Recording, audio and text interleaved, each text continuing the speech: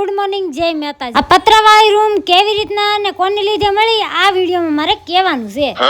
આસપાસો શનિવાર છે, કાર્તિક નિખિલને નિશાળે જવાનું છે। મેં તૈયારી કરી દીધા, પણ બેન કે મમ્મી બોલો બોક્સ પપ્પા લાવ્યા ઈ મને ખોલીને બતાય આમાં શું છે। મેં કીધું એમાં કાંઈ ખાવાની વસ્તુ છે ને, હમણાં સોમાહુ બેહી ગયું છે ને તો આમાં મરસા કટિંગ કરીને ભજીયા બનાવવાના છે। મનીષા ભાભીનો ફોન આવ્યો એટલે હું ફટાફટ નીચે ઉતરી। એમ કહેતા હતા બાજુમાં ગાળો ખાલી છે, હાલો તમારા જેઠ હાટું જોઈએ। રૂમ જોઈને અમે સીધા પૂગી ગયા દુકાને। કાર્તિકને થોડી ઘણી વસ્તુ ત્યાંથી લેવા નથી, તા તો આપણે મળી ગયા પ્યારા પ્યારા સબસ્ક્રાઇબર।